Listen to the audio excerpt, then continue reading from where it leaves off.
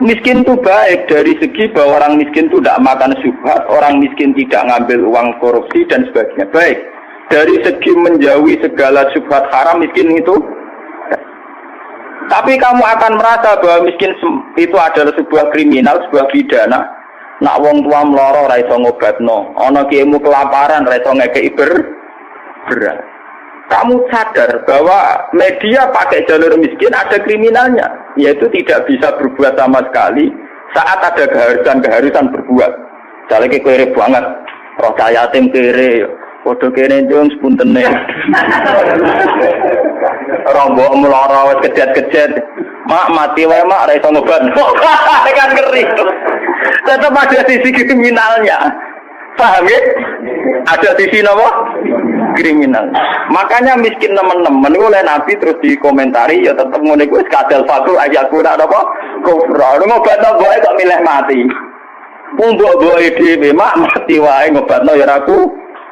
Sampeyan wis tuwa wae. Ya pancen ra diomongno tapi atine ngono. Justru ra diomongno ke tak munafike malah dosane tambah loro. Dosa melarat ra iso ngobatno ya dosa ning atine arep-arep mati. Nah, dari segi ini miskin itu masalah. Sebab itu Nabi sering ngendikan kadal faqru ayakuna apa? Bahwa kemiskinan itu dekat dengan kekafiran.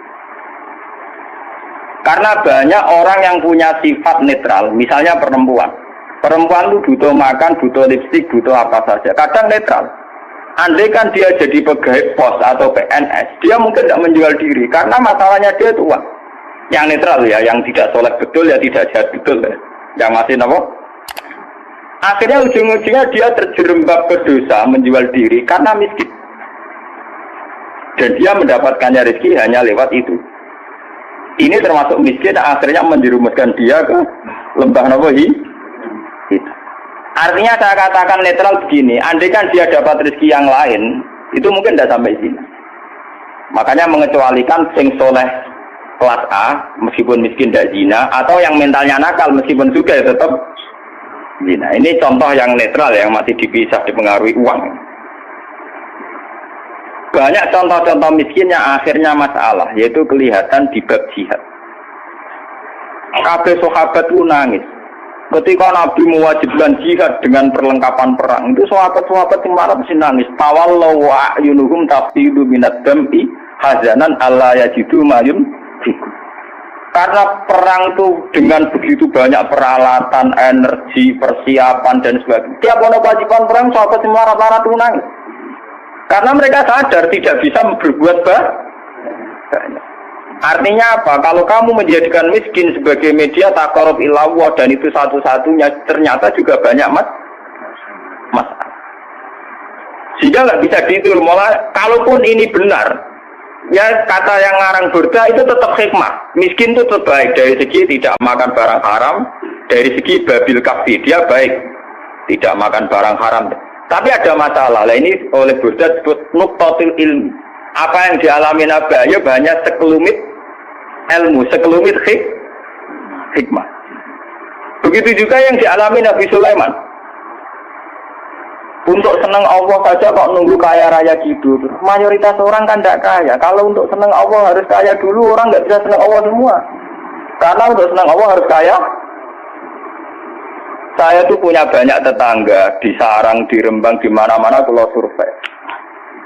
Sebagian masyarakat kiai itu bertahajud, esok mulang Quran, bariku duha, berduha di madrasah bariku. Sebagian masyarakat yang tidak dolim amat ya, mereka orang baik loh ya. Kecuali orang nakal macam tak senang kiai. Nah, kiai ramen ibadah pilih Gus. Dia orang mikir belanja. Orang mikir apa? Belanja. Dia tidak mikir uang harian. Artinya ternyata kiai yang mapan juga tidak jadi percontohan yang baik. Karena kemudian masyarakat yang soleh yang tidak mapan menganggap kiai sergap ibadah itu dipenuhi ibadah karena dia berkecukupan.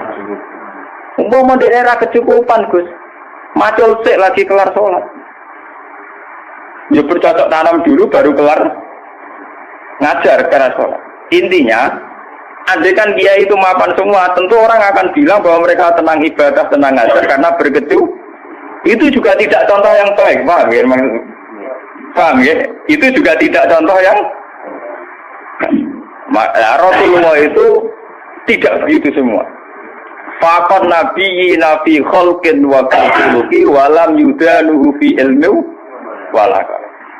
Wa lam yudanuhu fi ilmi. Kalau nabi itu bisa dua-duanya. Beliau ketika perang Khandaq, perang Zatil Usra itu ada cerita paradok dan itu nabi benar-benar bahrul ilmi, lautan apa? Ilmu. Kita tahu dalam perang itu Sayyidina Utsman itu nyumbang 50 kuda. Sekian ratus onta, sekian ratus al-arba'atu alafi dinarin. Cara tadi hampir 4 miliar. Sumbangan di sinten tapi sinten Sayyidina Utsman, Tolha, Zubair. Itu rata-rata sumbangannya di atas 200 juta. Sahabat yang miskin-miskin itu sampai kurma satu saja diisep orang dua, saking miskin. Ada yang bawa kurma satu ikat. Dan dalam perang itu diceritakan Nabi itu saking laparnya itu perutnya diganjil mbek wadon. Lha umpama Nabi ku nakalan, lha opo enggak diwadu nyembelih unta sitok liver. Kenapa Nabi tidak jalan tinta memotong salah satu kuda atau unta kemudian menyelesaikan masalah kelapa?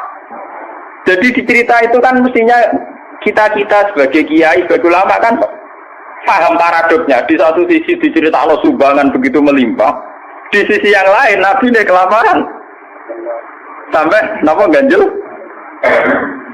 Nah itu Nabi Muhammad. Beliau sebagai pribadi yang seorang nabi, seorang rasul, dia sadar betul kalau dunia itu tidak ada artinya semua.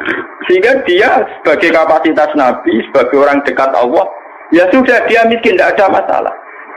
Tapi beliau sebagai pemimpin besar yang harus dengan persenjataan lengkap, dengan perlengkapan yang komplit karena ngadepi pasukan besar saat itu Romawi, harus lengkap secara syariat.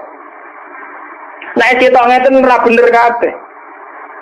Nabi Ayub tentu tidak akan kuat ngadepi pasukan Romawi. Menghadapi bojone ora kuat. Paham ya? Nabi Sulaiman juga tidak koordinator yang baik karena kemudian nanti yang dianggap hebat Nabi Sulaiman saja.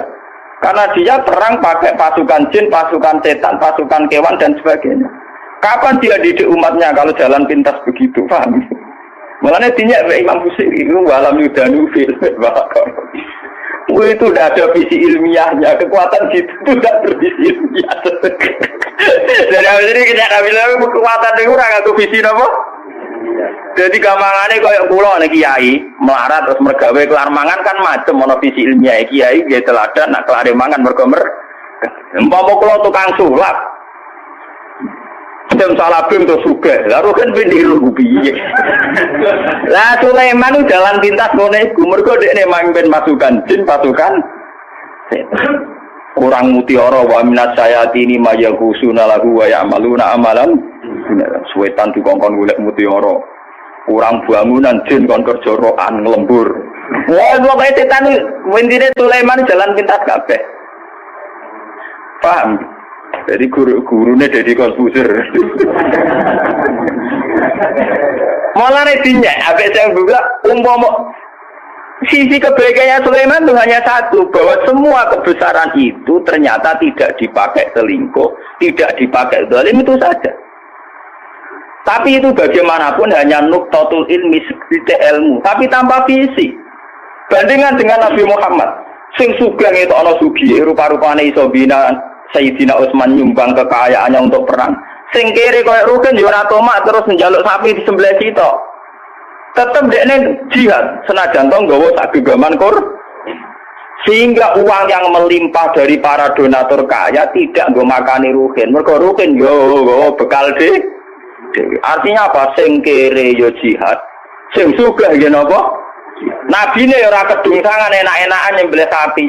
Kere bareng-bareng toleransi beruhen. Nah itu jenenge bahrul ilmi. Nabi memang orang yang luar